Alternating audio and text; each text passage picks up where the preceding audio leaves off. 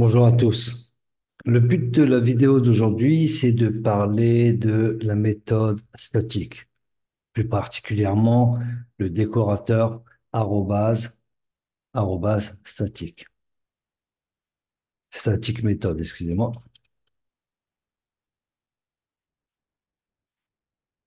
On va poser d'abord le cadre.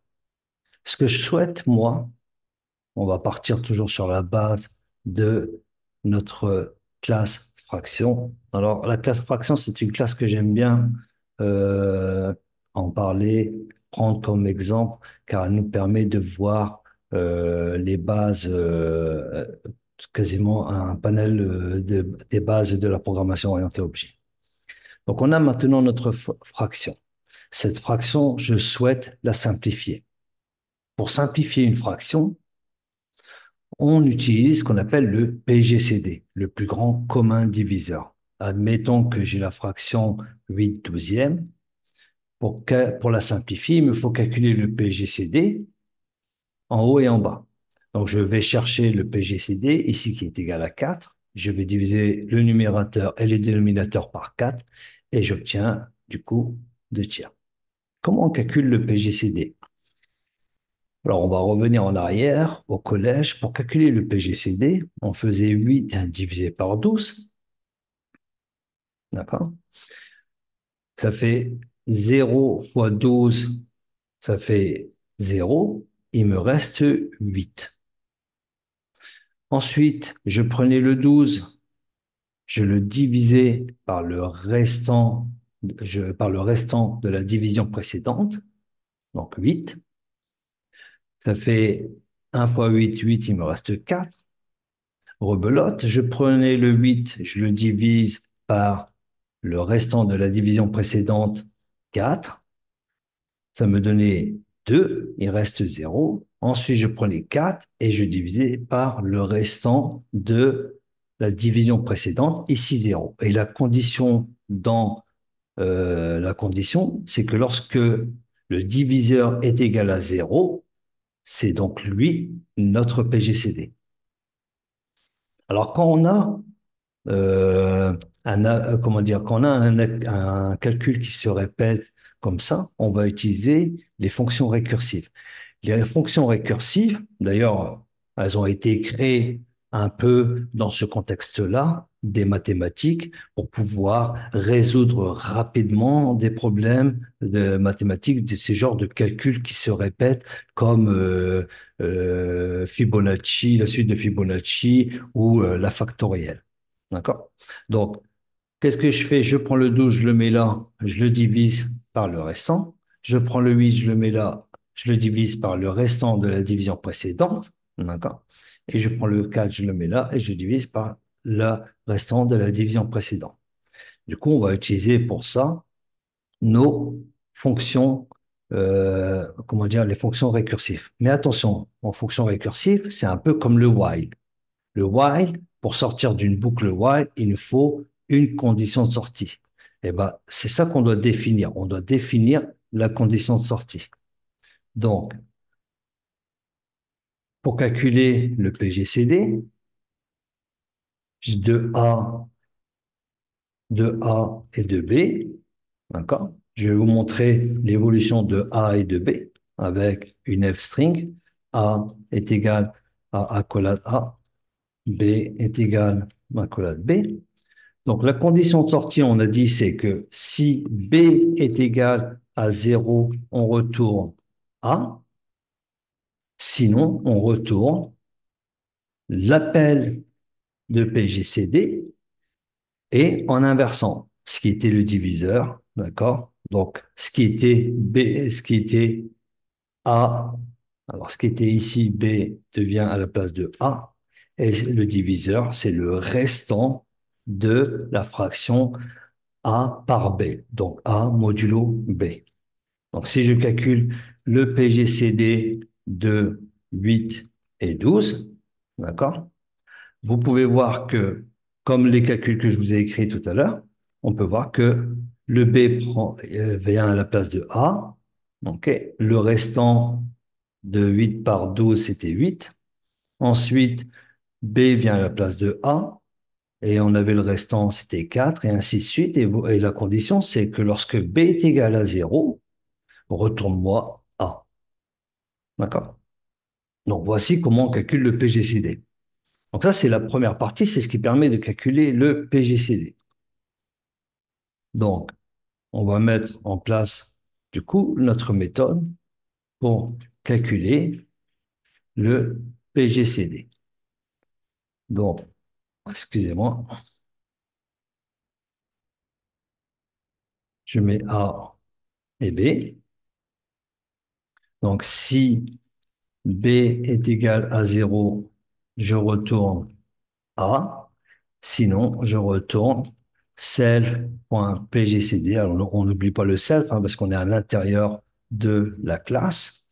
Donc, j'inverse B A modulo B.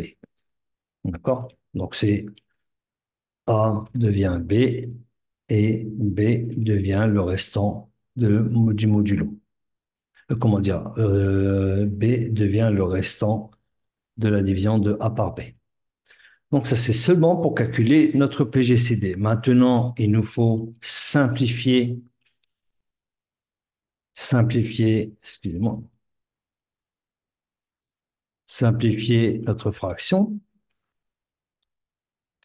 Pour simplifier notre fraction, on va récupérer donc le self.numérateur, le stocker dans A, le self.dénominateur, le stocker dans B. Donc ici, on passe, vous pouvez voir, hein, ici, on passe par les properties. D'accord. Alors, généralement, à part dans les getters et les setters, tout autour, on passera toujours par nos properties. D'accord? D'ailleurs, ce qu'on pourrait faire ici. Ici, on pourrait passer par les properties. Ça nous permettra en même temps de vérifier en cas d'erreur que B est différent de 0. Donc, en revenant à nos moutons, on va calculer le PGCD. Donc, self.pgcd de A et de B. Du coup, le numérateur est égal à self.numérateur qu'on divise par le PGCD. Alors ici, lorsqu'on divise en Python, même si c'est un nombre entier, il va toujours nous mettre le point 0. Donc si je fais 4 divisé par 2, il me renvoie 2.0. Or, c'est une fraction et moi, je ne veux pas de ce point 0. Je vais utiliser les doubles slash donc pour avoir une division et ne garder que la partie entière. Donc là, je vais utiliser la double division. Et soit dit en passant, cette même écriture peut s'écrire donc double slash égale le PGCD. Donc on a notre méthode simplifiée qui va calculer le PGCD. Ensuite, prendre le numérateur et le dénominateur et diviser par le résultat du PGCD. Donc si on teste, donc fraction est égale donc à fraction 8 et 12. J'invoque depuis fraction la méthode simplifiée et je peux voir dans mon mapping proxy que le numérateur et le dénominateur ont bien été simplifiés. On a bien 2 sur 3. D'accord? Alors, soit dit en passant, je vais écrire une méthode de représentation. Donc, par défaut, la méthode de représentation, elle renvoie le nom de la classe suivi de l'adresse mémoire où est stocké l'objet. Quand vous redéfinissez Quand vous redéfinissez la méthode REPR, ça vous permet d'écraser cette façon de présenter un objet par une autre façon que vous souhaitez. Moi, ce que je vais faire, c'est présenter l'objet, fraction, en lui mettant le numérateur slash le dénominateur. Je valide, je valide. Donc, si je demande à voir ma fraction, 8 douzièmes, je la simplifie et je demande à la revoir. Voyez? Donc, la représentation, lorsque vous faites un print de l'objet, renvoie, lorsque vous faites un print de l'objet, excusez-moi, cela va invoquer la méthode REPR. Donc, c'est là que vous décidez de sa représentation. Comment vous voulez qu'elle s'affiche à l'utilisateur. Donc, le contexte est posé. Maintenant, pourquoi les statiques méthodes? Admettons que je souhaite connaître le PGCD, donc le plus grand commun diviseur, de 142 et 238, par exemple. Ce que je dois faire, c'est créer une instance de fraction, par exemple tiers, et depuis cette instance, invoquer la méthode PGCD pour lui passer 142 et 238. Et c'est là qu'il me donne 2. Mais le souci, c'est que j'ai dû instancier un objet pour pouvoir invoquer la méthode PGCD. Or, cet objet, je ne vais pas l'utiliser dans mon application. Je veux dire, dans le code qui suit, admettons qu'on se met en situation, je ne vais pas utiliser cet objet. Moi, ce qui m'intéressait de l'instance de cet objet, c'était pouvoir invoquer la méthode PGCD et lui passer 142 et 238. D'accord? Donc, en fait, ce qui serait bien, c'est de pouvoir utiliser la méthode PGCD comme une méthode utilitaire, d'accord, depuis la classe, et non plus depuis une instance. Pour ça, c'est là que je vais décorer ma méthode PGCD avec le décorateur static méthode, d'accord? Donc, static méthode appartient du coup à la classe. Donc maintenant, PGCD, ça va être une méthode qui va appartenir à la classe, d'accord? Et ne nécessite donc plus l'accès à l'attribut self. D'accord. Et donc, à l'intérieur de ma classe, lorsque je voudrais invoquer, faire appel à PGCD, je vais passer par la classe fraction. D'accord? Si je valide les cellules. Maintenant, je n'ai plus besoin de créer une instance de tiers. Je peux, à partir de la classe fraction, invoquer la méthode PGCD, d'accord, et lui passer 142 et 238. Donc, en fait, c'est ça l'intérêt, hein. Il y en a d'autres, mais l'intérêt des méthodes statiques, c'est de pouvoir créer ce qu'on appelle des méthodes utilitaires. D'accord. Des méthodes utilitaires ou des helpers. D'accord. Admettons, je vais vous donner un autre exemple. J'ai une classe math utils. Je vais pouvoir avoir des méthodes statiques add, d'accord, A et B, qui va retourner A plus B. Une autre méthode statique, subtract A et B, qui va retourner A moins B. Je peux donc, à partir de la classe math utile, ajouter 3 et 4, par exemple. D'accord? Donc, ça va être des méthodes qui sont, en fait, qui vont être liées à la classe. D'accord? Euh, un autre exemple qu'on peut voir souvent, j'ai une classe user.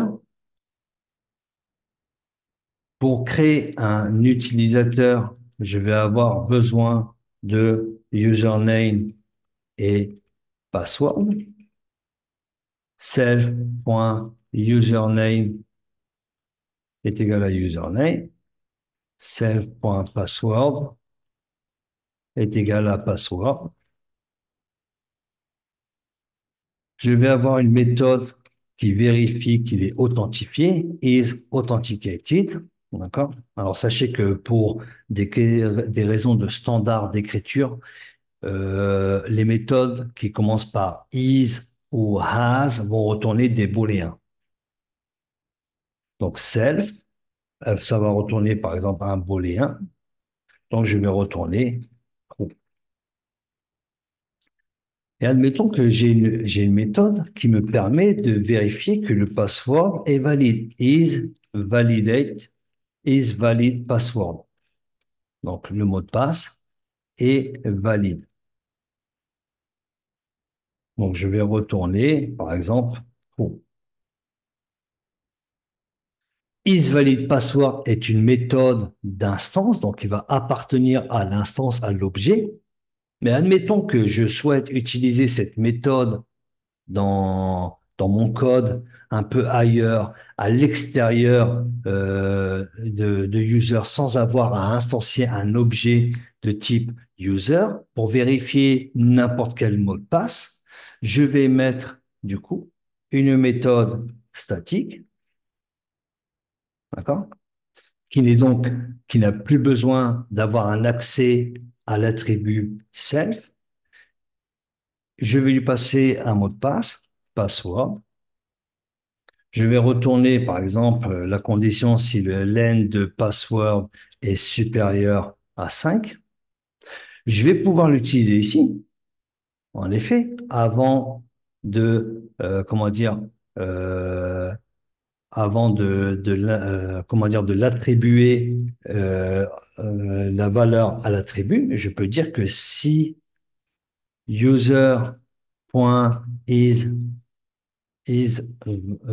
valide password, alors il est où? Voilà. Pourquoi self is valide, voilà, is valide password, alors j'affecte la valeur. Donc, si le mot de passe est valide, j'affecte la valeur. D'accord? Donc, la méthode statique. Donc, en fait, c'est ça, hein, le but des méthodes statiques, c'est de créer ce qu'on appelle des méthodes utilitaires, des fonctions utilitaires ou des helpers. Ça va nous éviter de créer des instances inutiles. D'accord?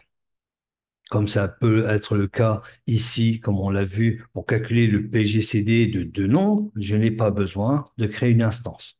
OK?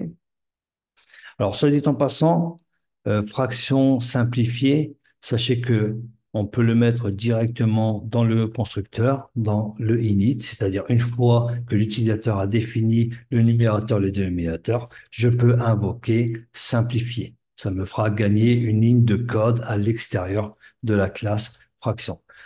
En effet, une fois que je crée l'instance de fraction, automatiquement, il est simplifié. D'accord?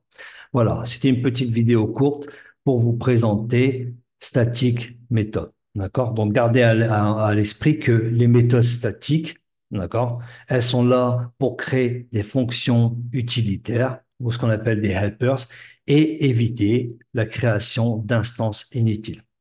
Je vous remercie.